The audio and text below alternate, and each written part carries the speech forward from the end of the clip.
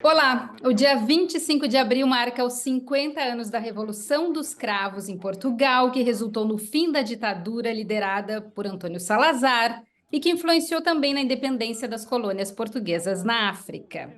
Um aspecto que é menos abordado nessa história é a oposição ao governo português feita a partir do Brasil, onde muitos portugueses viveram exilados. E esse é o tema da pesquisa do professor e cientista social da UF, a Universidade Federal Fluminense, o Douglas Mansur, que é nosso convidado hoje aqui na RFI. Obrigada por nos atender. Obrigado, eu que agradeço o convite. Douglas, para fugir da ditadura, então a mais longa do século XX, não é? De 1926 a 1974, em Portugal, várias levas de portugueses foram para o Brasil, um dos países que mais receberam exilados portugueses, junto com a França e a Itália. Você pode nos confirmar essa informação. E lá tiveram, então, uma atuação importante contra o regime, pela democracia no seu país de origem. Eu gostaria que você nos explicasse como funcionavam esses centros de oposição à ditadura portuguesa lá no Brasil e que impacto eles tiveram. Durante todo esse período, nós tivemos uma oposição interna em Portugal, clandestina, e que foi alvo de prisões, de enfim, violações de direitos humanos, etc., e de formas de expulsão. Daí que nós tivemos um número significativo de exilados. Uma primeira leva, como você mencionou, veio logo em 1927 e fundaram no Brasil centro, eram liberais republicanos, fundaram no Brasil, principalmente São Paulo e Rio de Janeiro, centros republicanos e jornais também, Portugal Republicano, enfim, eram desses jornais.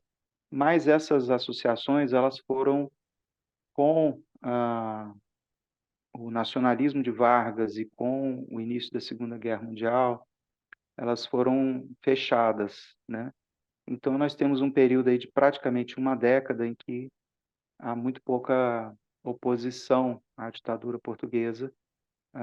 O salazarismo, inclusive, cresce entre as colônias, entre as associações de imigrantes, e essa oposição ela é retomada em meados dos anos 50, aí já mesclando essa geração mais antiga de liberais republicanos, sobretudo, com uma geração nova que vive os anos da guerra em Portugal, com uma predominância de comunistas, mas também socialistas, mais tarde de gente católicos e até de dissidentes do regime. E esse pessoal resolve fundar, em meados dos anos 50, 1956, para ser mais preciso, um órgão, um órgão de imprensa, o Portugal Democrático, que vai ser o jornal que vai durar até 1975, até depois do fim da ditadura, vai ser o único órgão de imprensa em língua portuguesa, né? Trata de Portugal, tal, no exílio, que não vai sofrer censura, e ele vai conseguir agregar não só grande parte dessa oposição, mas também uma relação com intelectuais, com universitários, com sindicalistas brasileiros, com a sociedade civil brasileira, de modo geral.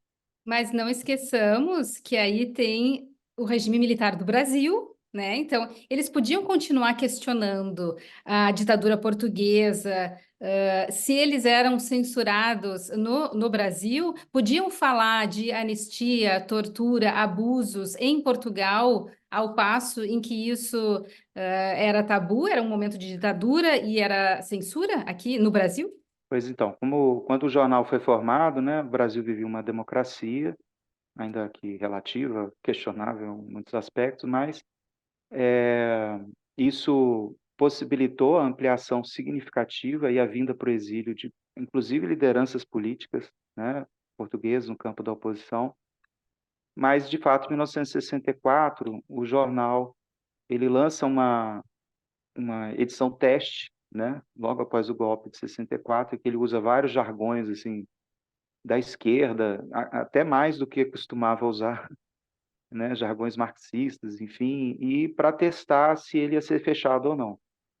O que aconteceu foi que o presidente do jornal, que era um brasileiro, né, o diretor do jornal, na verdade, por uma legislação do Brasil tem que ser um brasileiro, ele foi chamado, foi avisado, né, que o jornal poderia continuar a circular desde que não tocasse em assuntos brasileiros, né? E, de fato, o jornal assim o fez, né? Mas, apesar disso, ele foi importante porque ele circulava em mais de, a princípio em São Paulo, depois em mais de 20 cidades do Brasil e depois também para mais de 20 países, né? Então, e ele tratava temas como violação de direitos humanos, tortura, anistia, democracia, temas que estavam censurados no Brasil, que de alguma forma eram tratados, só que espelhados em outra ditadura.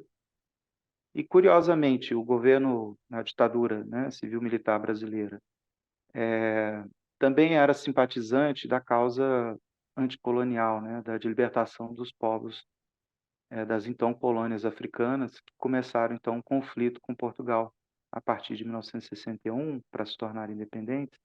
E o jornal tratou bastante disso e se aproximou desses movimentos.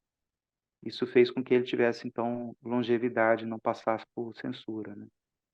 Tudo isso está no livro que você publicou em 2006, chamado A Oposição ao Estado Novo no Exílio Brasileiro, que está na sua terceira edição, e você foi convidado para tratar desse tema numa conferência que acontece aqui em Paris, neste 26 de abril, um evento sobre os 60 anos da ditadura brasileira na Escola de Altos Estudos em Ciências Sociais aqui da França, e você vai participar dela por videoconferência. E vai falar então dessas redes, né, de enfrentamento da ditadura em outros países. Conte para a gente dessa sua participação. Trata-se de um evento sobre os 60 anos da ditadura no Brasil, mas e das oposições, enfim, do exílio de brasileiros, né? Mas acontece que, por conta dessas redes que foram importantes para a inserção, né, dos exilados portugueses no Brasil, é importante dizer que já havia, por exemplo, revistas no Brasil, como a AMB, que já tinha aproximado os modernistas brasileiros e os modernistas portugueses. Então, nas páginas do Portugal Democrático, depois você vai encontrar manifestos em prol de anistia, etc., que tem lá Vinícius de Moraes, tem artigo do Rubem Braga, tem Carlos Drummond de Andrade, que contribui para o jornal, vários escritores portugueses, enfim. O modernismo dos dois países, movimentos literários, mas também artistas, intelectuais, universitários. Florestan Fernandes ajudou a organizar congressos aqui no Brasil em prol da anistia de presos da Espanha e presos políticos da Espanha e de Portugal.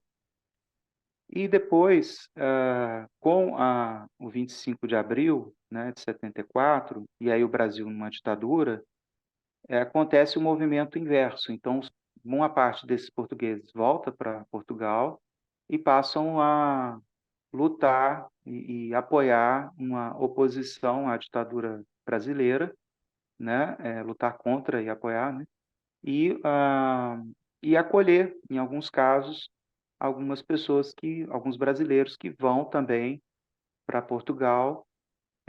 Alguns desses brasileiros depois também vão para Moçambique, que é dessas ex-colônias, né, que se torna independente, né, após o 25 de abril, né, era antes colônia de Portugal.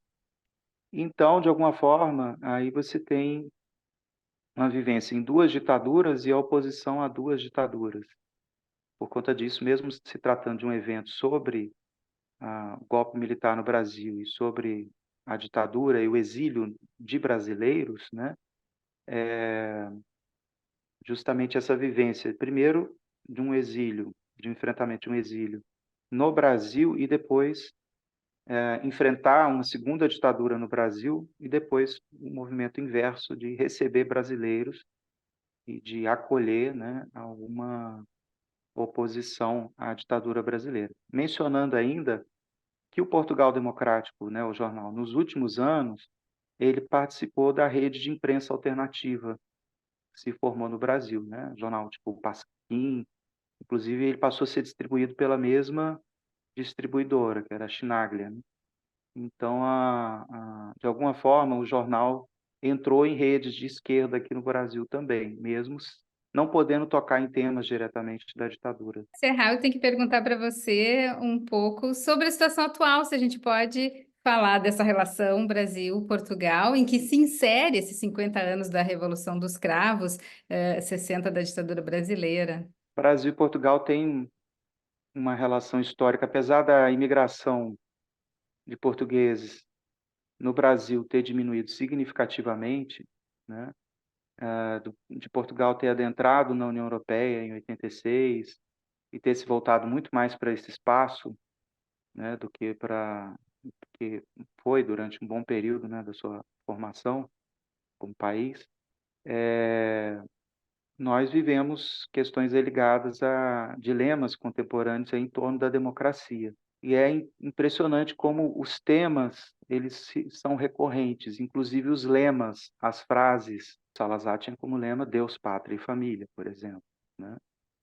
E a gente vê uma ascensão, entre outros lemas, né, usados em Portugal. Eu vejo muito mais proximidade entre o salazarismo e uma extrema-direita brasileira do que propriamente com o fascismo histórico italiano, que era expansionista, que era secular, não era ligado à religião, né? Então, a expressão de extrema-direita do Brasil e a que agora também está tendo espaço em Portugal, ela tem muito mais relação com o salazarismo histórico, embora tenha alguns elementos de fascismo, do que com propriamente o fascismo, o nazismo, né? Os 2 países estão experimentando testes nas suas democracias, né, e ascensão de uma extrema direita, né? Não Re- ditaduras, mas uma ascensão de extrema direita. Recentemente tivemos eleição em Portugal. Pois é, e aí, pela primeira vez desde o 25 de abril de 74, você tem uma votação expressiva de extrema direita, né? Até onde vai o pluralismo? Até onde pode ir a democracia? Até o que a democracia pode tolerar de modo que ela não seja aniquilada, né? Esses são debates que estavam no Portugal democrático, não com essa linguagem. Esses são debates que a gente, olhando para a história, a gente vê que teve a ver com a ascensão por desinformação, né? Não é o único fator, mas foi um fator importante para a ascensão da extrema-direita, do nazifascismo e de outros regimes de extrema-direita na Europa. Mas, de alguma forma, esse é um dos fatores, mas há outros fatores, como questão econômica, estrutural. A gente está vendo um período pós-industrial no mundo de revolução informacional, isso gera muito desemprego, novos riscos sociais, e, enfim. E imagina-se então que a democracia não vai encontrar um caminho para isso, vamos tentar outras alternativas, né? Agradeço Encerro por aqui. por aqui, por tudo que você nos contou, então, sobre esse período em que você pesquisou e publicou seu livro. Já desejando boa sorte no evento aqui em Paris.